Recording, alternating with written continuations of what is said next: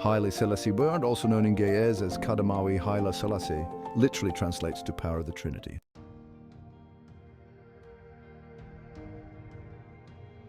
Born Tafari Makonnen on July 23, 1892, and passing on August 27, 1975, Haile Selassie was the Emperor of Ethiopia from 1930 to 1974. He rose to power as the regent plenipotentiary of Ethiopia known as Endaraze, under Empress Zuditu between 1916 and 1930.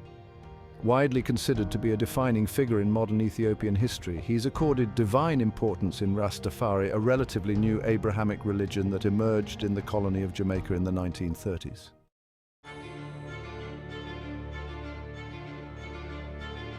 A few years before he began his reign over the Ethiopian Empire, Selassie defeated Ethiopian army commander Ras Gugsa Velabitul, who was the nephew of Empress Taitu Betul, during the Battle of Ankon.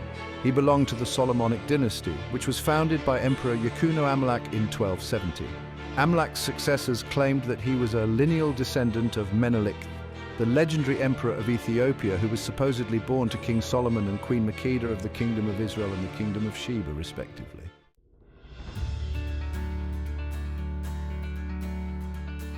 Selassie attempted to modernize Ethiopia by introducing a series of political and social reforms, including the 1931 constitution and the abolition of slavery.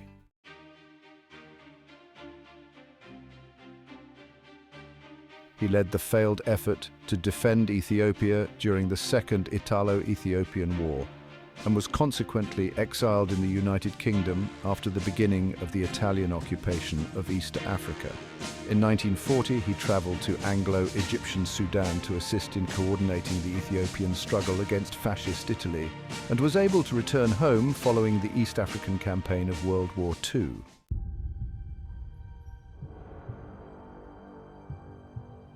He later dissolved the Federation of Ethiopia and Eritrea, which was established by the United Nations General Assembly in 1950, and annexed Eritrea as one of Ethiopia's provinces, while also fighting to prevent Eritrean secession.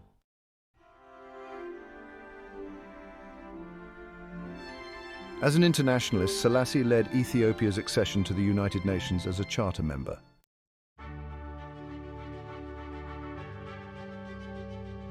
In 1963, he presided over the formation of the Organization of African Unity, the precursor of the African Union, and served as the institution's first chairman.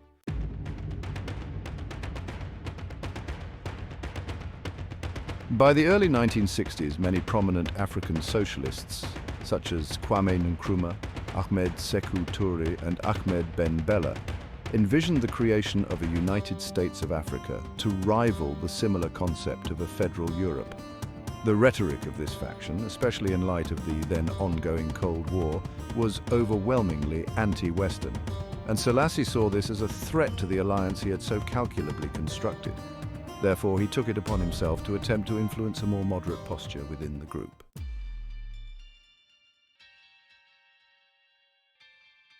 Amidst popular uprisings by the country's students, peasants, urban dwellers, merchants, political activists, and marginalized religious and ethnic groups, Selassie was overthrown by the Derg in the 1974 Ethiopian coup d'etat.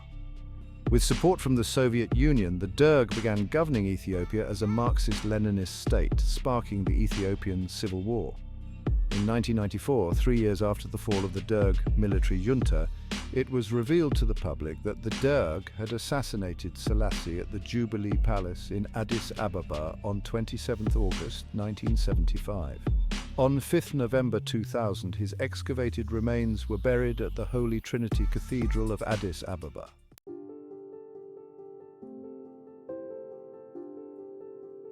Among some adherents of Rastafari, Selassie is referred to as the returned Jesus, that is, the Messiah and God incarnate.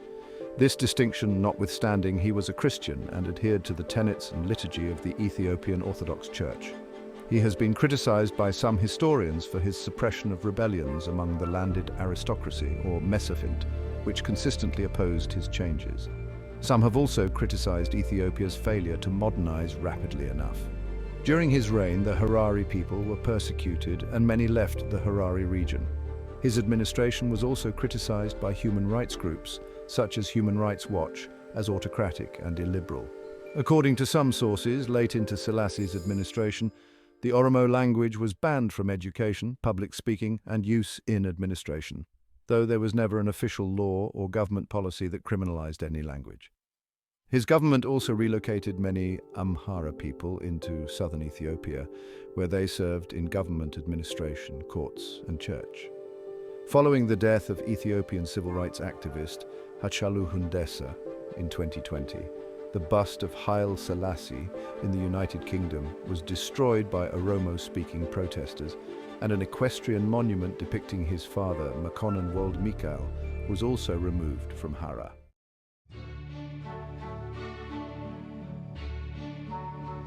Haile Selassie was known as a child as Lij Tafari Makonnen.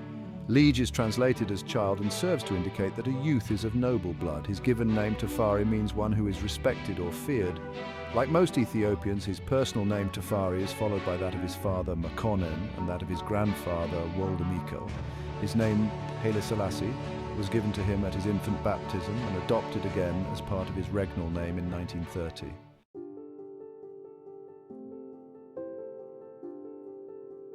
Governorship Dejazmach Tafari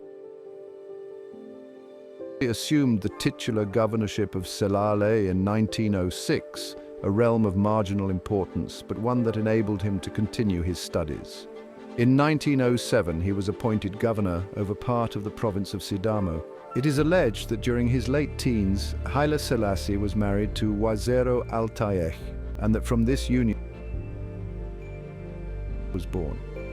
Following the death of his brother Yelma in 1907, the governorate of Harar was left vacant, and its administration was left to Menelik's loyal general. Balchasafo's administration of Harar was ineffective, and so during the last illness of Empress Teitu Betul, Tafari was made governor of Harar in 1910 or 1911, marriage, together with his wife, Empress Menen Asfaw, 1955. On August 3, 1911, Tafari married Menen Asfaw of Ambassel, niece of the heir to the throne Liji Yasu. Menen Asfaw, 19 years of age. Menen had already married two previous noblemen, while the marriage between Menen Asfaw and Haile Selassie lasted for 50 years.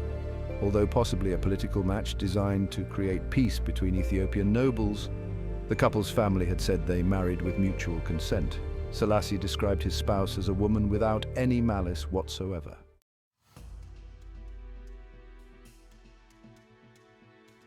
Regency.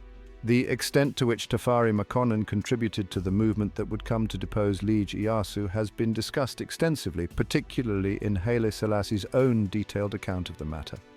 Iyasu was the designated but uncrowned emperor of Ethiopia from 1913 to 1916. Iyasu's reputation for scandalous behavior and a disrespectful attitude towards the nobles at the court of his grandfather, Menelik II, damaged his reputation. Iyasu's flirtation with Islam was considered treasonous among the Ethiopian Orthodox Christian leadership of the empire. On September 27, 1916, Iyasu was deposed. Contributing to the movement that deposed Iyasu were conservatives such as Fitarari Hapte Giyorgis, Menelik II's longtime Minister of War. The movement to depose Iyasu preferred Tafari as he attracted support from both progressive and conservative factions. Ultimately, Iyasu was deposed on the grounds of conversion to Islam. In his place, the daughter of Menelik II, the aunt of Iyasu, was named Empress Zuditu, while Tafari was elevated to the rank of Ras and was made heir apparent and crown prince. In the power arrangement that followed, Tafari accepted the role of regent plenipotentiary and became the de facto ruler of the Ethiopian empire. Zuditu would govern while Tafari would administer. While Iyasu had been deposed on September 27, 1916, on October 8, he managed to escape into the Ogaden Desert, and his father Negos Mikael of Wollo had time to come to his aid. On October 27th, Negos Mikael and his army met an army under Fitarari, Hapte Giyorgis, loyal to Zuditu and Tafari. During the Battle of Sagali, Mikael was defeated and captured. Any chance that Ieyasu would regain the throne was ended, and he went into hiding. On January 11, 1921, after avoiding capture for about 5 years, Ieyasu was taken into custody by Gugsa Haile Selassie.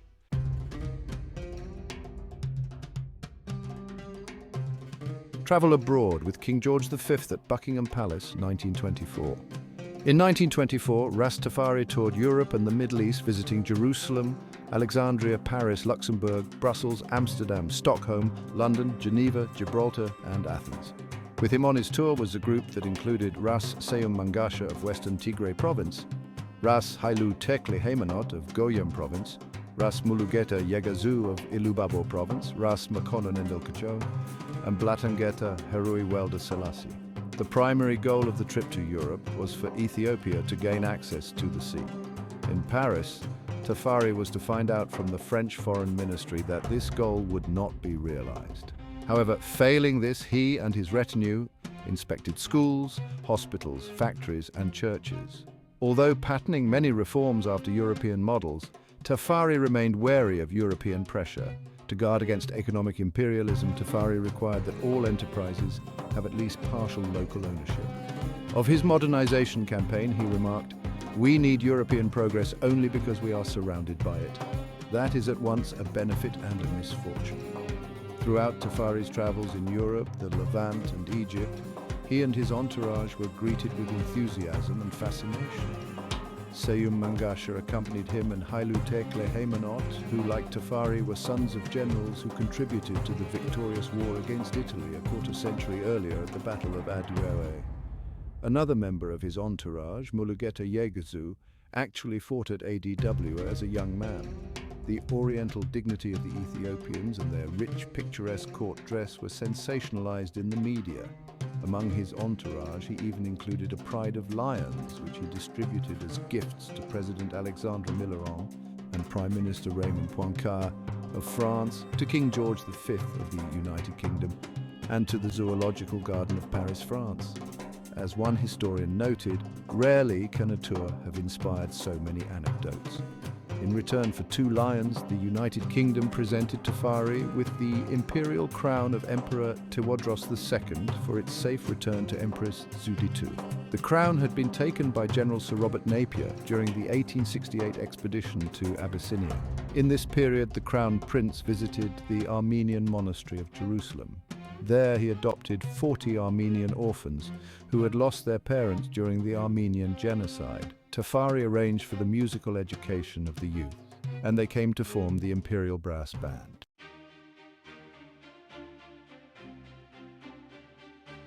King and Emperor. Coronation of Emperor Haile Selassie I on November 2, 1930. Tafari's authority was challenged in 1928 when Dejazmak Balka Safo went to Addis Ababa with a sizable armed force. When Tafari consolidated his hold over the provinces, many of Menelik's appointees refused to abide by the new regulations. Balcha Safo, the governor of coffee-rich Sidamo province, was particularly troublesome. The revenues he remitted to the central government did not reflect the accrued profits, and Tafari recalled him to Addis Ababa. The old man came in high dudgeon and, insultingly, with a large army. The Dejazmach paid homage to Empress Zuditu but snubbed Tafari. On February 18th, while Balka Safo and his personal bodyguard were in Addis Ababa, Tafari had Ras Kasa Haildaj buy off Balka Safo's army and arranged to have him replaced as Shum of Sidamo province by Beru Wolde Gabriel, who himself was replaced by Desta Damtu. Even so, the gesture of Balcha Safo empowered Empress Zuditu politically, and she attempted to have Tafari tried for treason. He was tried for his benevolent dealings with Italy, including a 20-year peace accord that was signed on August 2nd. In September, a group of palace reactionaries, including some courtiers of the Empress, made a final bid to get rid of Tafari. The attempted coup d'etat was tragic in its origins and comic in its end. When confronted by Tafari and a company of his troops, the ringleaders of the coup took refuge on the palace grounds in Menelik's mausoleum. Tafari and his men surrounded them, only to be surrounded themselves by the personal guard of Zuditu. More of Tafari's khaki-clad soldiers arrived and decided the outcome in his favor with superiority of arms. Popular support, as well as the support of the police, remained with Tafari. Ultimately, the empress relented, and on October 7, 1928, she crowned Tafari as Negus, which means king. The crowning of Tafari as king was controversial. He occupied the same territory as the empress rather than going off to a regional kingdom of the empire. Two monarchs, even with one being the vassal and the other the emperor, in this case empress, had never ruled from a single location simultaneously in Ethiopian history. Conservatives agitated to redress this perceived insult to the crown's dignity, leading to the Ras Gugsawel's rebellion.